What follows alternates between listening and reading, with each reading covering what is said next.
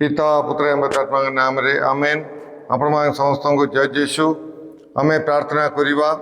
नमस्ते मरिया निग्रह पूर्ण प्रभु तुमरी संगे नारीगण मध्य तुम्हें धन्य एवं धन्य तुम्हारा फल जीशु। वही परमेश्वर माता अपने मरिया आंबे माने पापी आंबान निमंते वर्तमान और आंबान मरण समय निवेदना कर। कृष्णठारे मोर स्नेहर भाई भाई मैंने मुझे समस्त को यही दैनिक आहार प्रोग्राम को मु स्वागत जनावि। आज हूँ जून मास 18 तारिख गुरुवार दिन।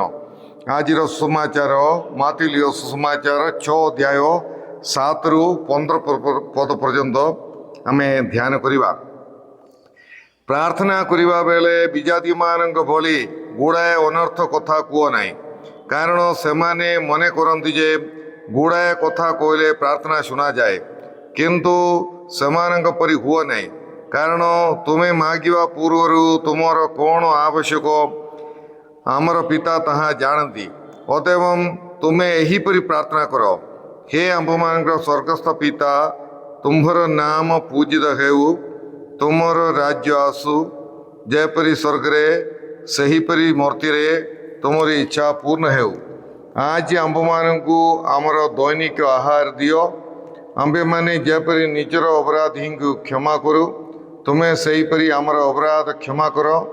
प्रलोभन आड़ को आंबमान को छाड़ नाई, एवं मंदरु आंबमान को रक्षा कर, कारण तुम्हें जदि अन्य मानकर अपराध क्षमा कर, तबे तुमर स्वर्गस्थ पिता मध्य तुमर अपराध क्षमा करिवे।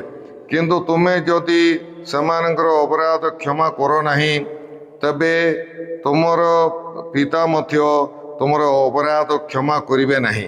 प्रभुंकर सुसमाचार। हे प्रभु जीशु ख्रीष्ट तुमर प्रशंसा हेउ। कृष्णठारे मोर स्नेहर भाई भाई मैंने प्रभु जीशु ख्रीष्ट प्रार्थना करने बेले यही प्रकार प्रार्थना कर बोली आम को शिक्षा दौरान। प्रार्थना हूँ आम ईश्वर ठारे करथिबा कथबार्ता, ईश्वर संगे आम कथबार्ता करूँ, सहीटा हूँ प्रार्थना। तेणु प्रार्थना समय आम ईश्वर को किछि कहूँ एवं ईश्वर आंब मान किछि कहउछंदी। आम बेले बेले कौन हो अधिकांश समय आम प्रार्थना कला बेलू आम कहूँ आम प्रभु मते यह दियो, मोर असुविधा सब कौन, ये सब आम प्रभु को जनाऊँ। आउ शुणा भाग ईश्वर आमको कहे, आमको किसी उत्तर देवे, नले आमको तांकर इच्छा कौन ताहा आमको प्रकाश करेंगे, तांकर योजना आम पाई कौन ताहा सब प्रकाश करेंगे। आमे कौन करिवार अछि से सब विषय रे मध्य प्रभु आमको कथा कहे। तेणुकरी आमे केवल कहवा बा मागिबा प्रार्थना बोलिकी आमे भाविबा ठीक नुहे, किंतु तेणु आमे कौन अच्छी गोटे आदान प्रदान अच्छी प्रार्थना रे। आमे कहवा आमे शुणा मध्य, शुणा कहवा ठारू शुणा गुरुत्वपूर्ण, कारण ईश्वर अछंती सर्वज्ञानी, ईश्वर आमर मंगल चाहूँगी। तेणुकरी से आमको कहे कौन कले आमर जीवन मंगलमय हेब, आउ किंतु करार अच्छे से सब विषय आंब मानू से कहे। एवं आमे प्रभु ठारे प्रार्थना समय आमे किछि समय साइलेंट रहिबा, नीरव रहिबा नितांत दरकार अछि, जहाद्वारा ईश्वर कहवाटा आमे शुणी पारिबा। एवं जहाँ किछि प्रभु मते कहते पाप परित्याग करने, मंद परित्याग करने, शत्रु को क्षमा देवाई, यही विषय गुड़िक प्रभु माने पुण्य अर्जन करने, ये सब विषय रे पवित्र जीवन यापन करने विषय ये सब प्रभु आमको कही पारती। आमर मन परिवर्तन विषय रे ये सब प्रभु आमको मन पकई दे पारती। तेणुक आम से सब शुणिकी कार्य परिणत करार अच्छे। प्रार्थना द्वारा आमर जीवन परिवर्तन, जीवन रे परिवर्तन आसबार अच्छे, नले ताहा गोटे ठीक प्रार्थना नहीं। प्रार्थना आमे मंद चिंतारे मंद कार्यकलाप सब करी आमे प्रार्थना कला परे भी सेटा ही आमर जीवन रे अच्छी चलुची, प्रार्थनार फल किछि ना, प्रार्थनार प्रभाव किछि ना। ତେଣୁକରି ପ୍ରିୟ ଭାଇ ଭଉଣୀମାନେ ଆମେ ଭଲ ଭାବରେ ପ୍ରାର୍ଥନା କରିବା ପାଇଁ ଏବଂ ଆମେ ପ୍ରାର୍ଥନା ଦ୍ୱାରା ଆମର ଜୀବନରେ ପରିବର୍ତ୍ତନ ଆଣିବା ପାଇଁ ଆମେ ସମସ୍ତେ ଚେଷ୍ଟା କରିବା। ଆମର ଆମର ଆମର ବ୍ୟବହାର କଥାବାର୍ତ୍ତା ଶୁଣିଲେ ଜଣେ କହିପାରିବେ ଯେ ଆମେ ପ୍ରକୃତରେ ପ୍ରାର୍ଥନାର ମଣିଷ କି ନାହିଁ। ନହେଲେ କ'ଣ ଅଛି, ଆମର ଗୋଟେ ଲିପ୍ସ ଏକ୍ସରସାଇଜ, ମାନେ ତୁଣ୍ଡ ଚାଲୁଛି କିନ୍ତୁ ହୃଦୟରେ କିଛି ପରିବର୍ତ୍ତନ ନାହିଁ, ପ୍ରାର୍ଥନାର କିଛି ଲାଭ ନାହିଁ। ତେଣୁକରି ପ୍ରିୟ ଭାଇ ଭଉଣୀମାନେ ଆମେ ପ୍ରାର୍ଥନା କରିବା ସମୟରେ ଆମର ଜୀବନରେ ପରିବର୍ତ୍ତନ ଆସିବାର ଅଛି। ପ୍ରାର୍ଥନାର ପ୍ରଭାବ ଆମର ଜୀବନରେ ଦୁଷିବାର ଅଛି। ଜଣେ ଆମର ବ୍ୟବହାର କଥାବାର୍ତ୍ତା ଜୀବନଯାପନ ଦେଖିକି ଆମର ସ୍ନେହ, ଆମର ଦୟା, କରୁଣା, କ୍ଷମା ଏସବୁ ଦେଖିକି, ଆମର ସେବା ସବୁ ଦେଖିକି ଜଣେ କହିବାର ଅଛି ଏ ପ୍ରକୃତରେ ଜଣେ ପ୍ରାର୍ଥନାର ମନୁଷ୍ୟ ବୋଲିକି ସେ ଜଣେ କହିପାରିବାର ଅଛି। ସେଇ ପ୍ରକାର ଗୋଟିଏ ପ୍ରାର୍ଥନାମୟ ଜୀବନଯାପନ କରିବା ପାଇଁ ଆମେ ଚେଷ୍ଟା କରିବା। ଯୀଶୁ କହୁଛନ୍ତି ବିଜାତୀୟମାନଙ୍କ ପରି ପ୍ରାର୍ଥନା କରିବାକୁ ନାହିଁ, କେବେ ମଧ୍ୟ ଦେଖାଣି ପାଇଁ ଆମେ ପ୍ରାର୍ଥନା କରିବାକୁ ନାହିଁ। ଆଉ ସ୍ନେହର ସହିତ, ହୃଦୟର ସହିତ, ସ୍ନେହର ସହିତ ଆଉ ପିତା ମାନେ ବର୍ତ୍ତମାନ ଆମେ ପ୍ରଭୁଙ୍କର ପ୍ରାର୍ଥନା ବିଷୟରେ ଆମେ ଧ୍ୟାନ କରିବା ପାଇଁ ଯାଉଛୁ। କ'ଣ ଅଛି? ସର୍ବପ୍ରଥମେ କ'ଣ? ହେ ବାପା, ହେ ବାପା, ହେ ଆବା ବୋଲିକି, ହେ ବୁଆ ବୋଲିକି ଆମେ ଆମର ନିଜର ଭାଷାରେ ଯେମିତି ଆମେ ପ୍ରଭୁଙ୍କୁ ବାପାଙ୍କୁ ଡାକୁଛୁ ସେଇ ପ୍ରକାର ଆମେ ଡାକିବାର ଅଛି। କାରଣ ଈଶ୍ୱର ଅଛନ୍ତି ଆମର ସ୍ନେହ, ଅତି ସ୍ନେହର ଆମର ବାପା, ଆମର ବୁଆ, ଆମର ଆବା। ଏହା ଆମର ସମସ୍ତଙ୍କର ମନରେ ଆମେ ରଖିବାର ଅଛି। ଏବଂ ସେହି ପିତା ଆମେ କହିବା ପୂର୍ବରେ ଆମକୁ କ'ଣ ଦରକାର ଅଛି, ଠିକରେ ଆମକୁ ପ୍ରକୃତରେ କ'ଣ ଦରକାର ଅଛି ସେ ସବୁ ଜାଣିଛନ୍ତି। ତେଣୁକରି ଏହା ଗୋଟେ କ'ଣ ଆମର ହୃଦୟକୁ ଆମେ କ'ଣ ଅଛି ଆମର ପ୍ରେମରେ ସ୍ନେହରେ ଉଚ୍ଚୁଳିବା, ସେଇ ହୃଦୟକୁ ଆମେ ଆମର ବାପାଙ୍କ ଆଡ଼କୁ ଆମେ ଉତ୍ତୋଳନ କରୁଅଛୁ। ଏହା ହେଉଛି ପ୍ରାର୍ଥନା। ଆମେ କିଛି କହିବା ଦରକାର ନାହିଁ, ଆମେ ଯାଇକି ବସିଲେ ହେଲା। ଏବେ ଗୋଟେ ମନ୍ଦିରରେ, ଗୋଟେ ଗିର୍ଜାରେ ଯେଉଁଠି ଦିଅ ପ୍ରସାଦ ଅଛି, ବସିଲେ ହେଲା। ସେଇଟା ହେଉଛି ଆମର ଆରାଧନା। ଆମେ ଈଶ୍ୱରଙ୍କୁ ଆମେ ଦେଖିବା, ପ୍ରଭୁଙ୍କ ପାଇଁ ଆମେ ସମୟ ଦେବା, ଉତ୍ତମ ବିଷୟ ଗୁଡ଼ିକ ଆମେ ଧ୍ୟାନ କରିବା। ଏସବୁ ହେଉଛି ପ୍ରାର୍ଥନା। କାଲି ପାଟିରେ ପୂର୍ବକୁ କହିଲେ ଆକା ପ୍ରାର୍ଥନା ହେବ, ଏ ପ୍ରକାର କିଛି ନାହିଁ।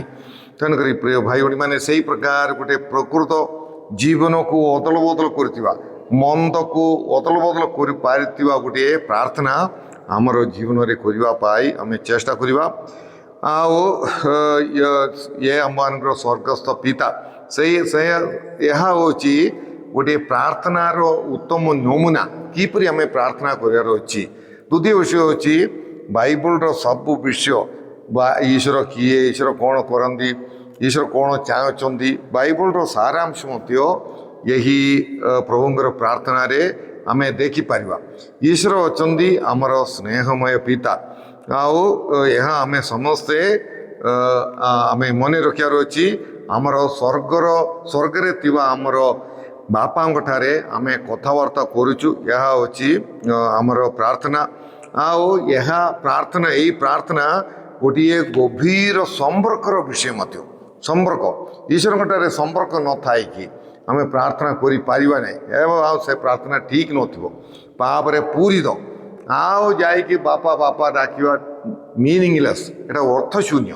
ତେଣୁକରି ଆମେ ଗୋଟିଏ ପ୍ରଭୁଙ୍କ ଠାରେ, ମାନେ ପ୍ରଭୁଙ୍କର କ'ଣ କେମିତି ଆମେ ଉତ୍ତମ ସମ୍ପର୍କ ରଖିପାରିବା ଆମର ବାପାଙ୍କ ଠାରେ?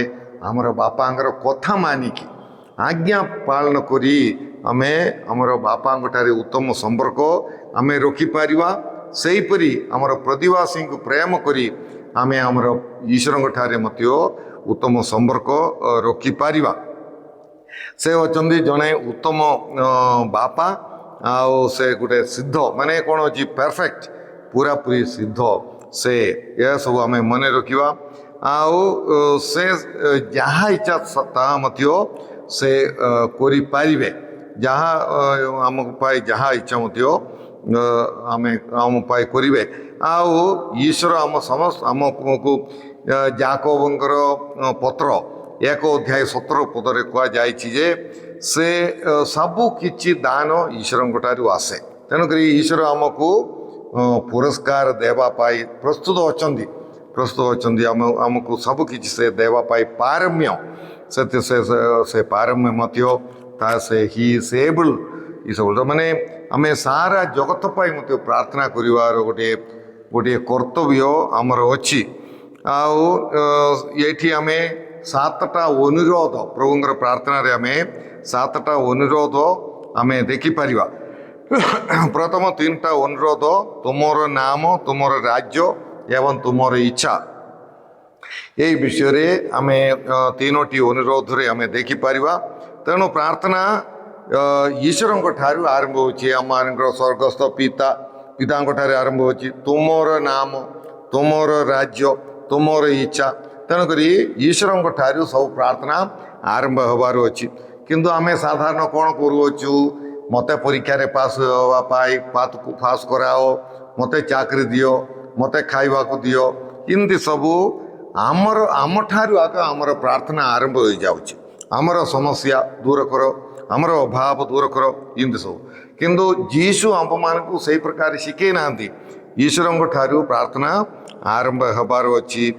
ଏବଂ ଜଣେ ଖ୍ରୀଷ୍ଟ ବିଶ୍ୱାସୀର ଜୀବନ ଦେଖି ଅନ୍ୟମାନେ ଈଶ୍ୱରଙ୍କର ନାମର ସ୍ତୁତି କରିବାର ଅଛି। ଆଉ ଏଇଟା ହେଉଛି ତୁମର ନାମ ପୂଜିତ ହେବ ବୋଲି କହିବାର ଅର୍ଥ କ'ଣ ଅଛି? କିପରି ଈଶ୍ୱରଙ୍କର ନାମ ପୂଜିତ ହେବ? ଆମର ଜୀବନ ଦ୍ୱାରା, ଆମର ଜଣେ ଖ୍ରୀଷ୍ଟ ବିଶ୍ୱାସୀର ପବିତ୍ର ଜୀବନ ଦ୍ୱାରା ମାନେ ଈଶ୍ୱରଙ୍କର ମାନେ ଲୋକମାନେ କ'ଣ ଅଛି? ତୁମର ଉତ୍ତମ କାର୍ଯ୍ୟ ଦେଖିକି ଲୋକ ଈଶ୍ୱରଙ୍କର ପ୍ରଶଂସା କରିବେ ବୋଲିକି ଯୀଶୁ କହୁଛନ୍ତି।